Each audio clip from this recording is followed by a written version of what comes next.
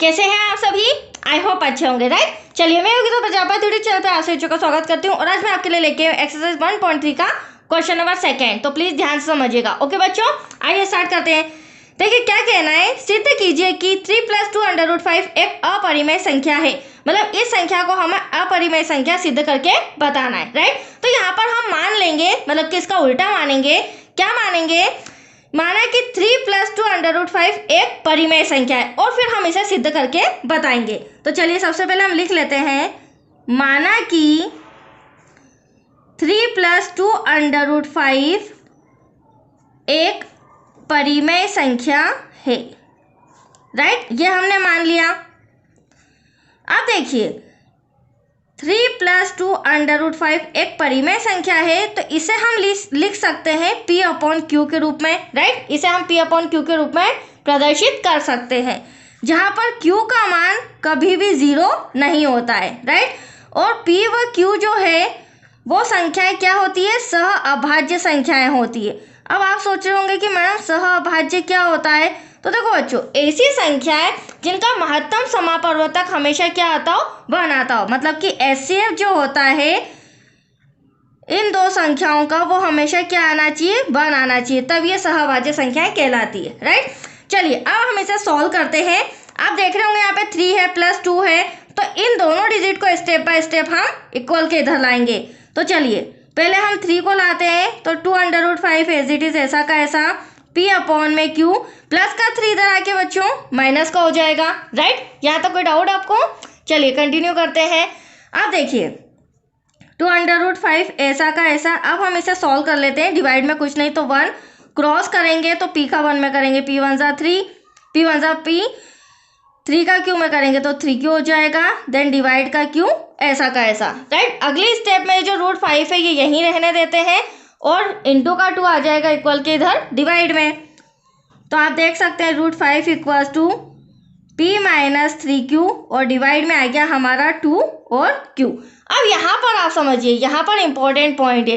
देखिए बच्चों, ये जो हमारा √5 था, इसे मैं क्वेश्चन नंबर 1 में भी आपको सिद्ध करके बता चुकी हूँ कि √5 एक अपरिमेय संख्या है, राइट। तो ये तो हमारी अपरिमेय हो गई। और P और Q को अभी मैंने आपको बताया था कि इसे हमने परिमेय संख्या के रूप में माना है। तो P और Q में हम कुछ भी प्लस करें, मतलब कि 3 माइनस करें, प्लस करें, इंटू करें, डिवाइड करें, एटलीस्ट हमारे पास आंसर क्या आएगा? परिमेय संख्या में ही आंसर आएगा। That's clear. तो ये तो हमारी परिमेय संख्या हो गई और ये हमारी अपरिमेय संख्या हो गई। और ये दोनों कभी भी इक्वल नहीं होती है। ये क्या होती है? नॉट इक्वल होती है। तो यहाँ पे हमें थोड़ा सा इंस्ट्रक्शन लिखना पड़ेगा। चूंकि P - 3Q डिवाइड में 2Q एक परिमेय संख्या है। आप समझ ही चुके होंगे, मैंने आपको बताया क्यों है परिमेय संख्या, राइट। तो ये तो हमें क्लियर हो गया, यह एक परिमेय संख्या है। और हम जानते हैं, क्या जानते हैं बच्चों?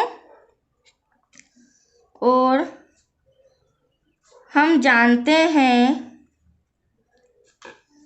कि √5 एक अपरिमेय संख्या है, क्योंकि क्वेश्चन नंबर 1 में मैंने सिद्ध करके बताया था, राइट। तो ये तो हमारा एक अपरिमेय संख्या है। अब ये दोनों एक परिमेय एक अपरिमेय है, तो ये दोनों नॉट इक्वल्स टू हो जाएगी। तो हम लिख सकते हैं √5 नॉट इक्वल्स टू, बराबर नहीं है, P - 3Q डिवाइड में 2Q के, राइट। अब ये दोनों जब बराबर ही नहीं है तो हम यहाँ पर लिखेंगे, इसीलिए हमारी जो अवधारणा है वह विरोधाभास प्रकट होती है, विरोधाभास प्रकट होती है। विरोधाभास का मतलब गलत, ठीक है। क्योंकि हमने 3 + 2√5 को क्या माना था? एक परिमेय संख्या माना था।